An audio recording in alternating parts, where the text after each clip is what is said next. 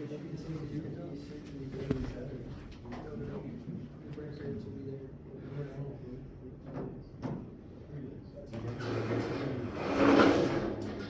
right, how's everyone feeling?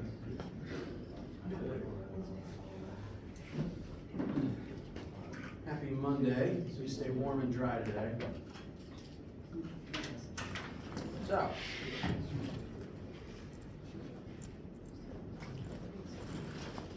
briefly put calendar back up, keep a few things in your head.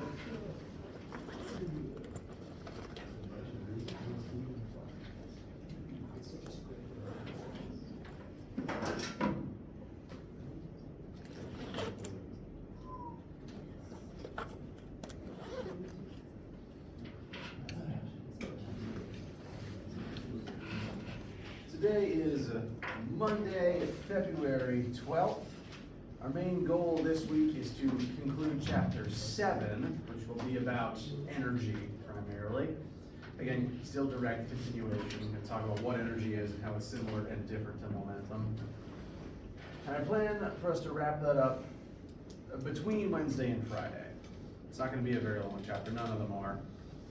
And that will then segue into test prep to make sure everyone is ready for their first test, which again will take place during lab time, Monday, Wednesday, Friday, Monday, Tuesday, Wednesday next week, either the 19th, the 20th, or the 21st. And again, just keep it on your radar.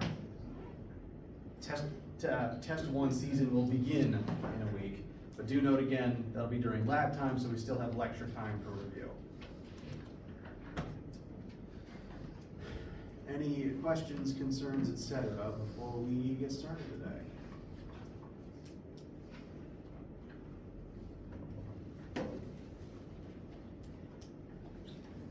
All right. Further reminder, we do still have normal regular lab this week, so do show up as regularly scheduled. Before I start talking about chapter 7, check in real quick. Any lingering questions from chapter 6 about momentum or collisions at this particular time?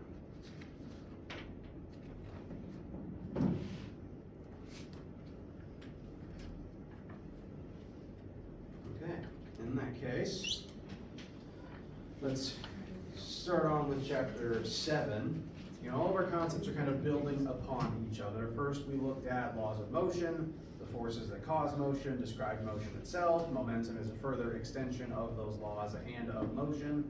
And now we are going to be examining energy, work, and power. Energy relates back to all these previous concepts because energy is what you need to use in order to exert force, to do work, to cause things to start moving. Now, right here at the beginning, just kind of a survey question.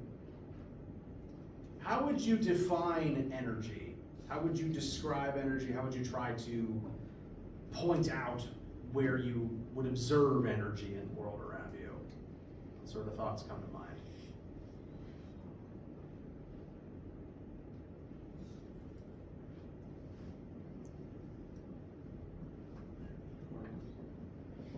Say it again? Carbs, yes. Carbs are a form of energy. Namely, they're the energy that humans use to stay alive. So there is energy stored within the carbohydrates that you eat. Very correct. Interesting note while I'm thinking about that. The energy in the carbs is in units of calories. My markers keep dying and I keep forgetting which ones are dead. You go there.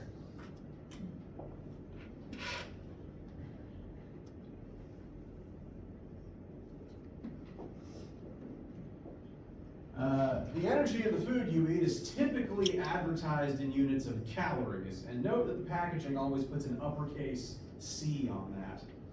That's because one uppercase C food calorie is actually 1,000 lowercase c chemistry calories. So if you've done many chemistry classes, this is the type of calorie you've been working in, and this is the type in your food. One uppercase c calorie is 1,000 lowercase c calories. And this is not the unit of energy we are going to use in this class. Physics has a lot of disagreements with chemistry. One of them is what unit of energy we like to use. Chemists like this one. Physicists like joules. And I never remember the conversion off the top of my head. So I'm just going to put a approximately right there.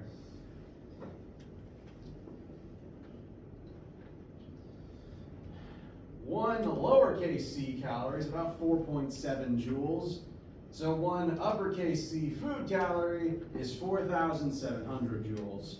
So however many calories is in your snack bar of choice, this is how much physics energy you get from it. Well, rather, take the number of uppercase c calories, multiply it by this, and that is the physics units of the energy that you eat. So yeah. That's where we get energy. Now, what is the energy itself? How would you define the energy itself? Because the energy isn't the carbs. The carbs is just the physical thing that contains it, kind of like how wood contains energy that will release if you burn it. What is energy?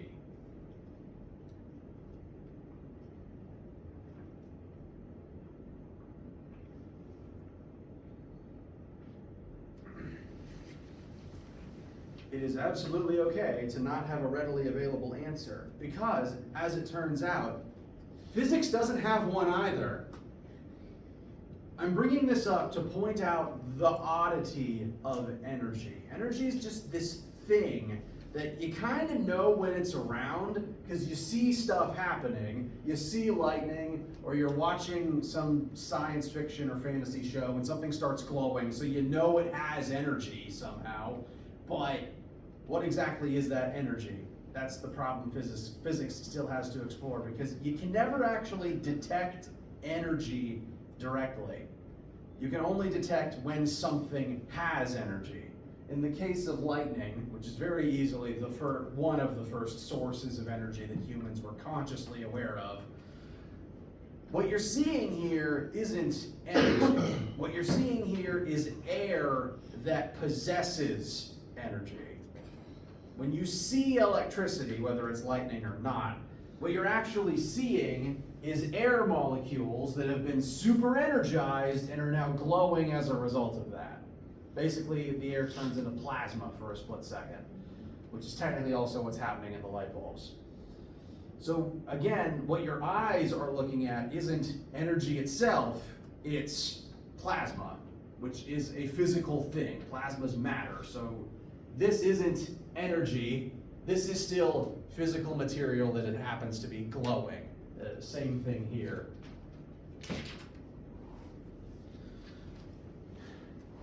Energy is invisible. You can't detect energy itself, you can only detect if something has it through indirect means and what that object is doing with that energy.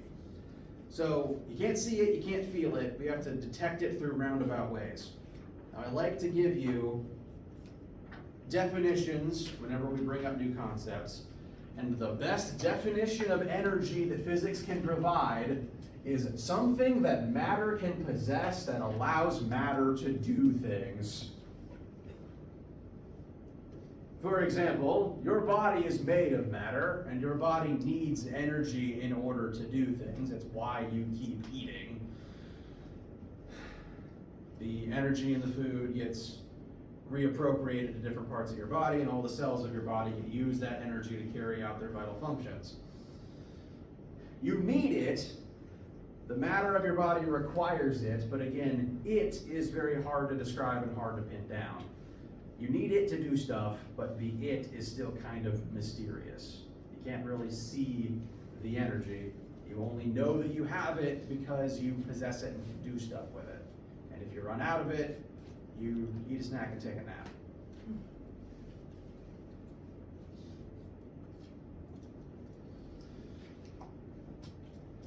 How do you feel about this definition so far? I mean, I'm saying this as a comfort. Energy is weird and confusing. Even physics doesn't have a very good definition of it. But I promise that all the math and concepts we explore with it will make sense. Just pointing out that If it's weird, that is totally okay. It's part of the concept. Now, one thing we do understand about energy is that it takes a lot, it can occupy a lot of different forms. There's a lot of different forms of energy out there. Off the top of your head, what are some forms of energy that you can think of?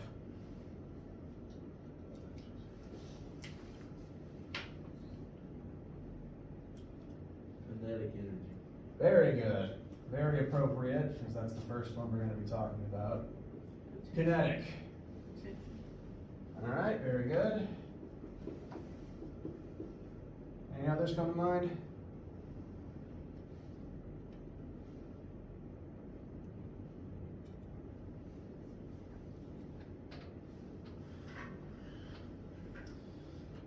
Just to kind of get your thoughts rolling, mentioned carbs earlier. Carbs are a form of chemical energy, energy stored within a chemical bond that is released when that bond breaks.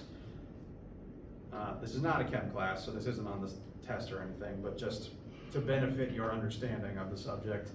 You eat food, stomach acid dissolves food, stomach acid breaks the chemical bonds in the food, part of the literal breaking down digestion process, and that releases the energy stored in the chemical bond that your body then distributes to use for different things.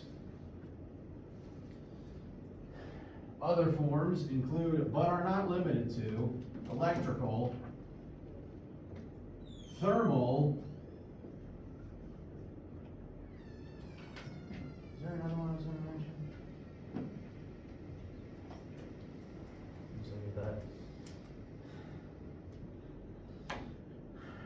I bring up thermal energy so that you are aware. Heat is energy. Heat is a form of energy. If you feel hot, it is because you have an excess of thermal energy inside of your body. And to cool off, you have to get rid of it. And so whenever you do this, friction between your palms is taking the kinetic motion energy of your palms and turning it into heat. So heat is a form of energy. That'll become relevant later this week. We use electricity to get energy all over the place. Kinetic energy is the energy of motion. That's one of the main things, one of the main two types of energy we're going to be focusing on in this class. And potential energy is a very useful term, but it's kind of an umbrella term. The term potential energy is basically any form of energy that is stored for later. It's not currently being used, but it's just stored like in a battery. And you can actually put the word potential in front of most forms of energy to describe that form of energy just stored for later. There is such a thing as potential chemical energy and potential electrical energy. In this case, energy stored within a capacitive battery, or again, the food you eat is technically potential chemical energy because the pizza is not using the energy stored in its bonds until you eat the pizza, break the bonds, and release the potential. So technically, all the food you eat is just a form of chemical battery.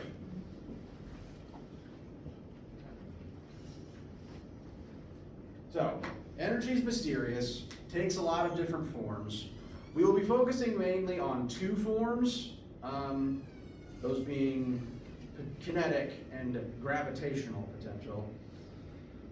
Thermal energy will come up occasionally, namely as we talk about friction. And we do actually talk about electricity at the tail end of this semester, so that'll come later. Now, many different forms of energy, and for that reason there are kind of multiple variables that you would see for energy within like a formula sheet. Very commonly energy is just abbreviated to capital E, but if it's a specific form of energy, it might be KE for kinetic energy, or GPE for gravitational potential energy. So variable E and several others for more specific forms. Main things to note about the math for energy for right now are first that energy is a scalar, energy is not a vector, You can use energy to push things north, but the energy itself doesn't point north. Does that make sense? Energy is a scalar. And lastly, we will again be measuring energy in units of joules, which again, joules are about this much bigger, well, technically smaller than food calories.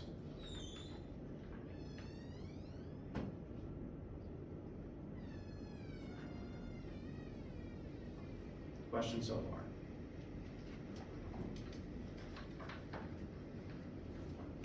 All right, so lots of different forms of energy. Let's look at that first one that you guys already named out.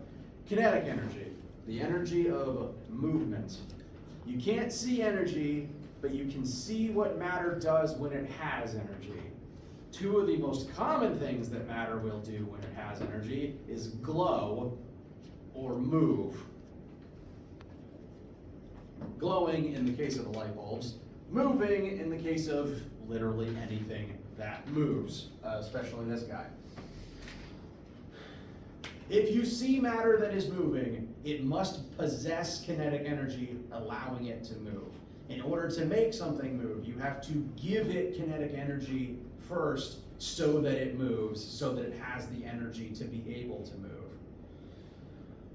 Now, up till now, we've been talking about how force causes acceleration. Force causes matter to start moving. And that is still true. That does not stop being true. Force still causes mass to accelerate. But when you are exerting force on matter, one of the mechanisms by which you are causing this acceleration is that when you're exerting that force, you are giving the item this energy. And that's why whenever you push on something, exert force with your muscles, you tire yourself out after a while. Because when you exert force, you're using up energy to give energy to whatever you're pushing on. And that means you don't have it anymore. If you use up energy and give it away, you don't possess that energy anymore. And that's why using force makes you tired. The more kinetic energy you give to things to make them move, the less energy your body has, and the quicker you tire yourself out. So, again, it's all connected. Kinetic energy is the form of motion. All matter must be in the possession of kinetic energy in order to be able to move. The formula for kinetic energy, so most forms of energy will have their own specific formulas attributed to them specifically. This formula reads, an object's current kinetic energy level, so the KE is energy that is specifically in the kinetic state. Kinetic energy is equal to 1/2 times that object's mass times its current velocity squared. Once again, if matter is moving, it must have kinetic energy allowing it to move. If matter is not moving, you plug in a velocity of 0, you have no kinetic energy. Also, if you don't have matter, you plug in a mass of 0 and you don't have kinetic energy. In that case, it would be light, which is something else. All forms of energy for this class will be measured in joules. So kinetic energy here is listed in joules. Mass is still in kilograms. Velocity is still meters per second.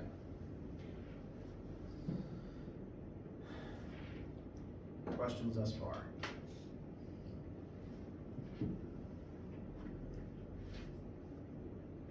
All right.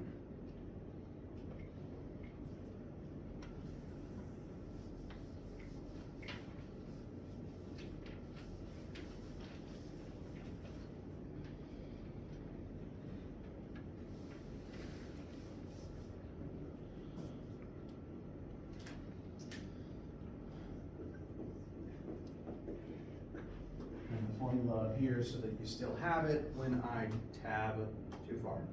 Here, for a quick bout of formula practice.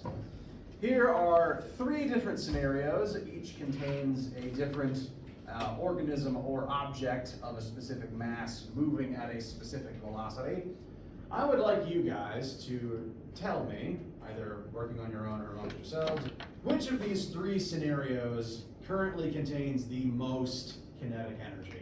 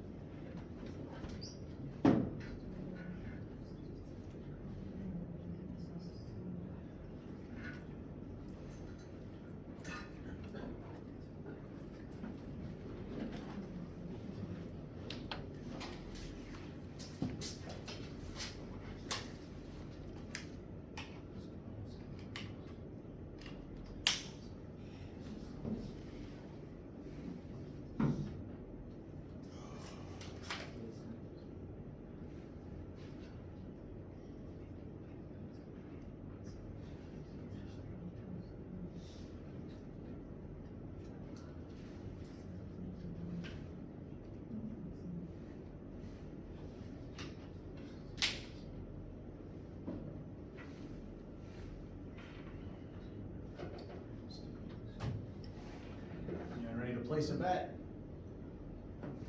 B. Someone said B. Any other votes? More votes for B.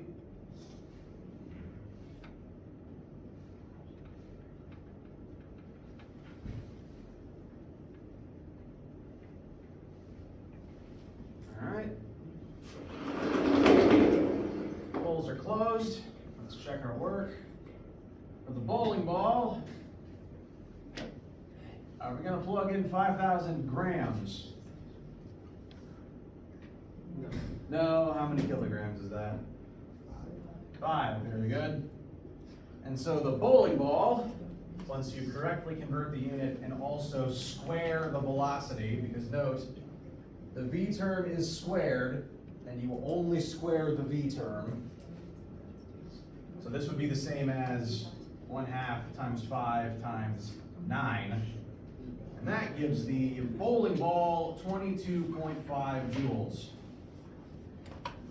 For the person, everything's already in the correct unit. So the mass stays at 100. Their current velocity is 1. 1 squared is still 1. And so their current kinetic energy level is 50. And then for the arrow, its mass needs to be converted to. Now the arrow's moving really quick. 25 meters per second is a lot, and then remember the v term gets squared. So 25 squared is 625. However, times a mass of 0.1 and then cut in half again, the arrow only has 31.25 joules. So yes, the person walking has the most kinetic energy of these three cases. Couple things I'd like you to note about this what am I trying to say? About these scenarios. One, this is pretty average walking speed, about 1 meter per second, about 3 miles per hour. And that takes energy. It takes energy to just stand and move around. 50 joules, mechanically speaking, isn't nothing. So every time you do anything, you have to spend your own energy tanks to get your body moving. Now, it takes about half that energy just to throw one bowling ball. And it takes a little more than half to launch this arrow. Note though, the v term being squared can have a pretty big effect on the math here. This person has 1,000 times more mass than this arrow, but the arrow only has like 3/5 the energy. despite the massive mass difference, the arrow is still fairly comparable in terms of energy level because of that very high velocity being squared. Because of that square term, the faster and faster you go, the exponentially bigger the energy requirement. As a different sample real quick, let's say this same 100 kilogram person starts running at 3 meters per second. 1/2 times 100 times 3 squared.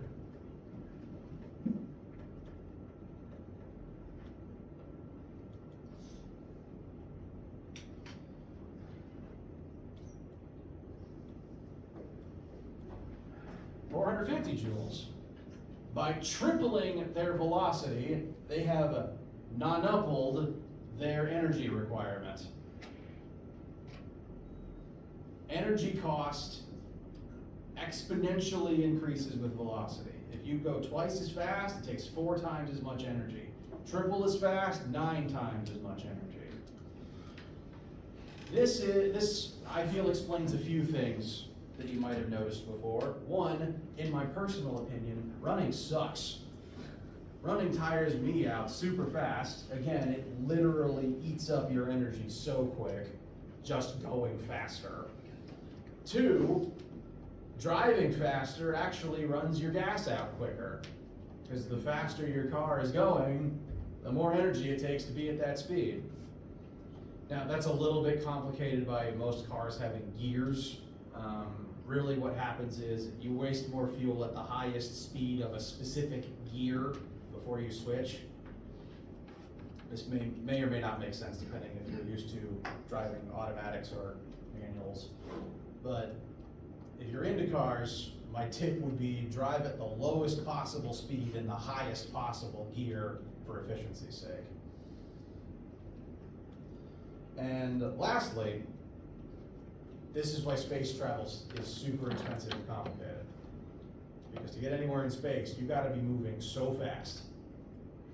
It takes a lot of speed to get into orbit, and then to get to the moon or anywhere else, you have to be moving very quick to do so in a reasonable time frame.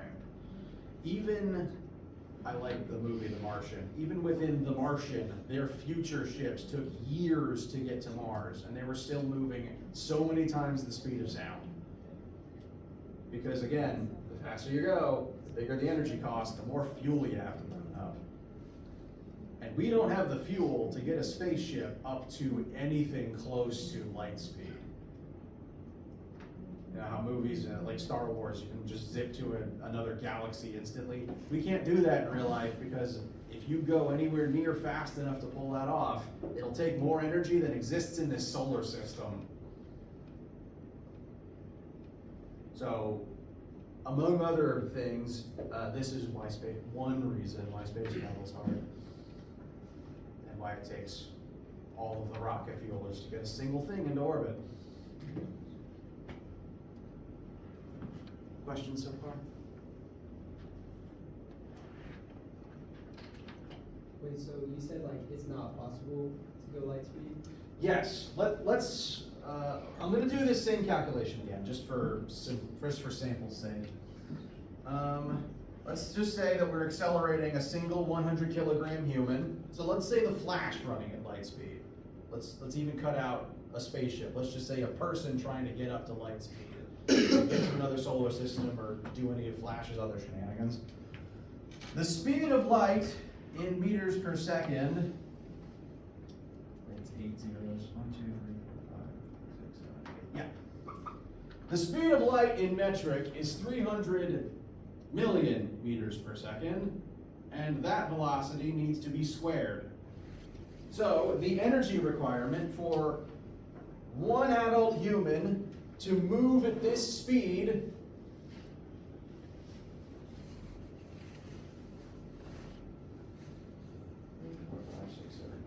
squared 4.5 times 10 to the 18th joules.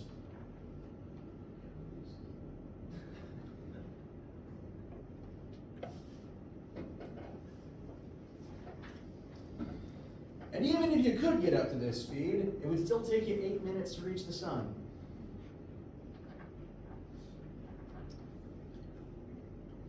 So yeah, all that energy just for a day trip to the sun, not worth it.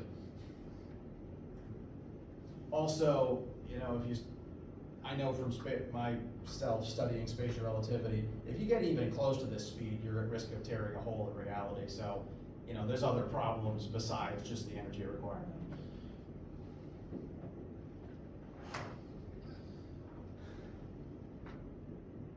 Any other questions?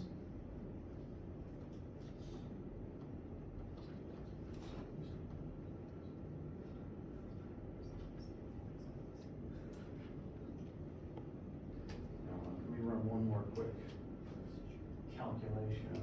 Take that big number and divide it by the amount of joules per calorie. I think a single slice of pizza is like 200 calories. So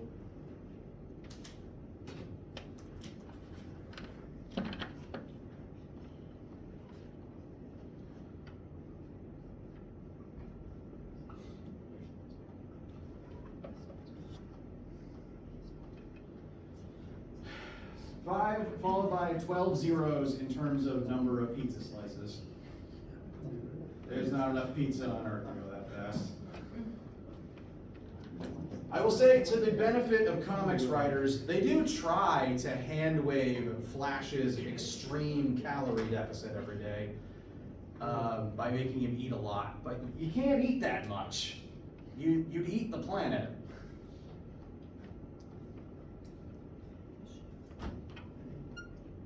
Okay. Any other questions?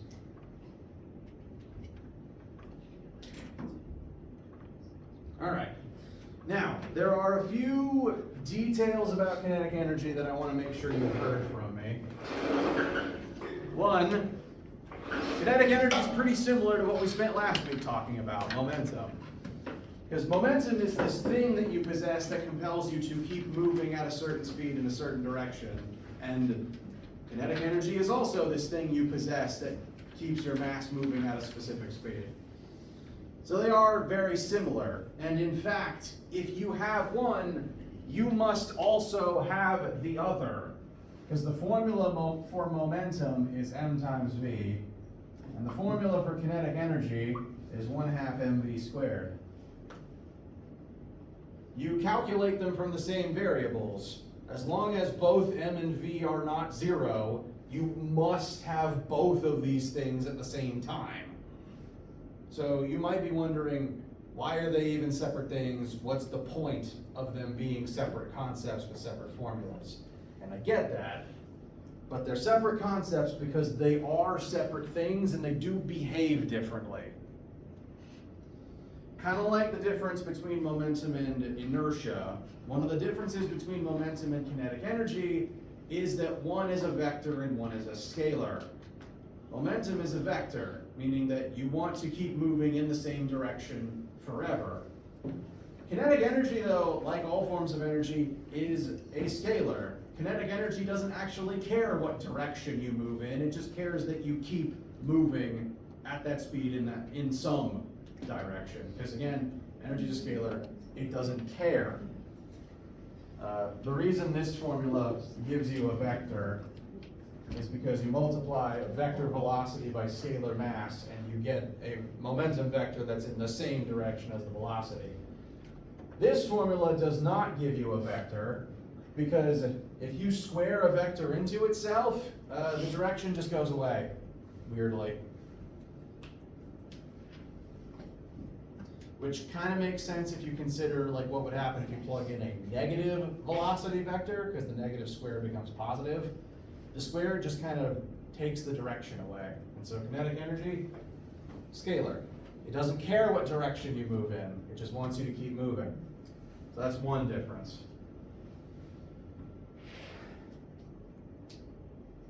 The other difference, which is the one that we will be exploring in lab this week, is that kinetic energy is conserved in elastic collisions, but not conserved in inelastic collisions. Remember what we talked about on Friday, the difference between the two collision types? The elastic collisions are very bouncy and chaotic, and the inelastic collisions are, comparatively speaking, more boring. To try to review quickly, trying to find it. To just remind you of the difference real quick.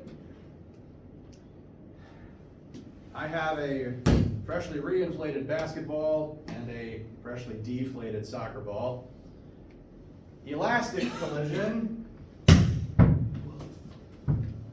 inelastic collision. The elastic one maintains its kinetic energy. The basketball stores that energy, kicks off the wall, and keeps moving very quickly. The inelastic one, the ball does not maintain its kinetic energy level. The momentum is still conserved between both types. Momentum is always conserved, and that's because momentum has no other form it can occupy. But one of the things we're going to be exploring this week is that energy has lots of different forms it can occupy, and it's constantly transforming between states. Even within your own body, you are basically a factory that takes energy in one form and turns it into other forms. You eat food in the form of chemical potential energy. You digest it to turn it into a different form of chemical energy. And then your muscles turn it into kinetic energy. Energy is constantly transforming. And in an inelastic collision, the energy transforms into other states besides kinetic. Mostly heat and sound and noise. And this is one of the things we'll be exploring in lab this week, how kinetic energy behaves differently between the two. And I'm bringing this up to further point out that momentum and kinetic energy aren't the same thing. Momentum has to be conserved in a collision because there's no other form of momentum. But kinetic energy isn't always conserved if the collision is able to turn it into a different form. Namely, inelastic collisions turn the energy into a different form. Elastic collisions keep it kinetic because the object can store the kinetic and release it again upon kicking off from whatever it hit. Again, the subject of lab this week. Feel okay for right now? Okay. Now before we break for the day, I want to at least explore one additional form of energy so that we can then talk about the different forms and how they interact later this week. So we've got enough time to look at one more form of energy, and that's going to be gravitational potential energy. One of you mentioned potential as a form of energy earlier. I'm very thankful to that. If energy is in a potential state, that means it's not currently being used, it's being stored for later. And there's lots of different forms of potential energy.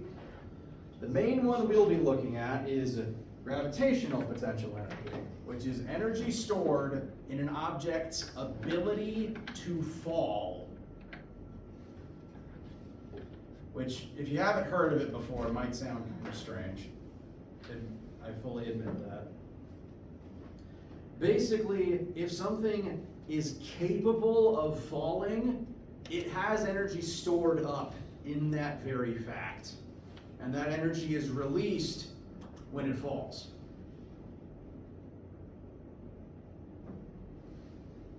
So, any object that is some distance above a point that it can fall, right now, in this state, has a bunch of gravitational potential energy stored up. And on the way down, that GPE will be converting into a different form, namely kinetic energy. Because once something starts falling, it's moving and it needs kinetic energy to have that velocity. So, anything that can fall, energy is stored and released once it does fall. Now, conceptually, how does that sound? Does that sound weird? It's okay if it does, I just want to know.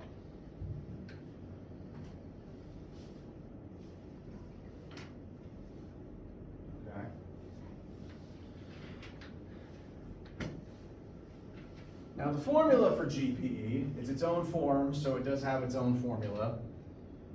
GPE, again, just energy in the gravitational potential form, is equal to an object's mass times g. That g stands for the acceleration of gravity of the planet that you're on. On planet Earth, we're going to treat that as 10 meters per second squared. And so GPE is affected by the planet that you're on. You know, if you went to the moon, there'd just be lower GPE because there's less gravity there. M times g, which again is still the acceleration of gravity, and then further times h, which is the height, the distance that you could be falling. Basically your distance above whatever the ground is defined as. What this formula should tell us is the higher you lift something up, the bigger the h term is, the more GPE that object will possess. The further it can fall, the more energy it will release when it falls. It also means the more kinetic energy you will have when you hit the ground, which, again, we've addressed something similar before. The greater the distance you fall, the more time you have to accelerate, the higher your top speed is. In order for your top speed to be bigger, you need more kinetic energy, and that means that you would have needed more GPE stored up in the first place to turn into that kinetic energy.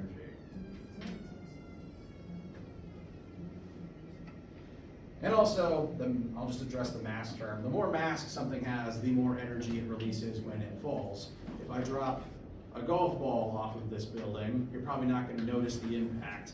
But if I dropped an anvil off of this building, even from the same height, it releases more energy when it falls, which will probably be enough energy to make a crater, whereas the golf ball would not do that.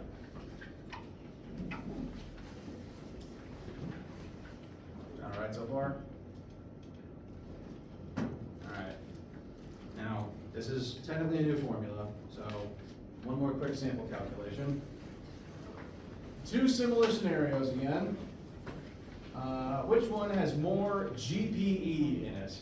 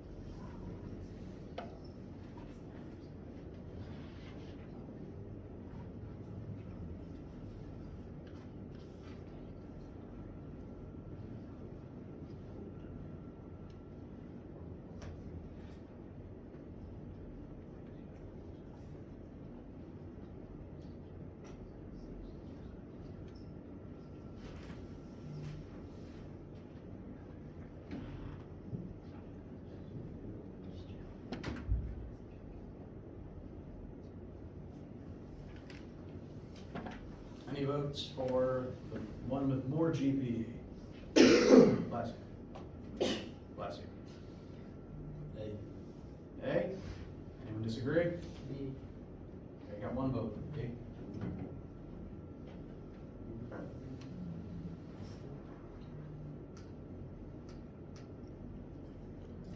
Any other thoughts, opinions, polls closing in 3, 2, 1. Once again, do we want to use 5,000 grams? Oh, how many kilograms is that? 5, very good. So 5 times 10 times 10 is 500 joules for the first object. That's probably like the mass of a bowling ball. Then for this case, 100 grams, we want to keep it in that term. G is 10 for both because that's the acceleration of gravity on this planet. And how many meters is 10 centimeters? 0.1. 0.1, very good. And so case 2, which is about, again, I've been using this for mass of adult human, is only 100 grams. For comparison, the difference between these two scenarios would be, this case would be if an adult human jumped off of like 1 or 2 stairs. So I stand here and I fall to here. That's not a lot of energy released. Whereas this would be dropping a bowling ball off of a 3-story building. Releases a bit more energy on impact, more likely to crack the pavement.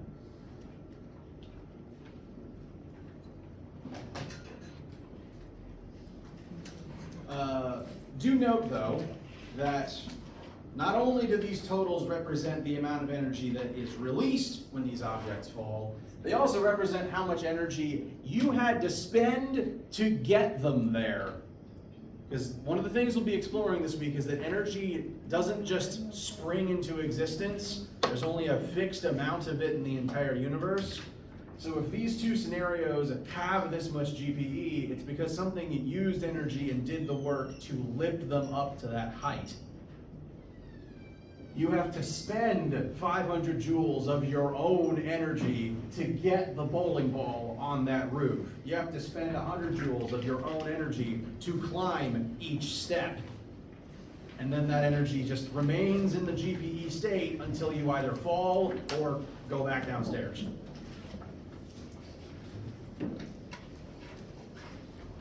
As further proof that falling does release energy, though, we can literally power our homes by things falling, namely water on water wheels. Water has GPE, falls, turns it into KE, transfers the KE into the wheel, and the spinning wheel generates electricity, further transforming it again into electrical energy. So, falling releases energy. You have energy if you can fall. And as the week goes on, we'll explore how the energy transforms between states and what happens in various interactions. Questions, concerns, objections? All right, have a wonderful day, stay dry, and report the lab as normal.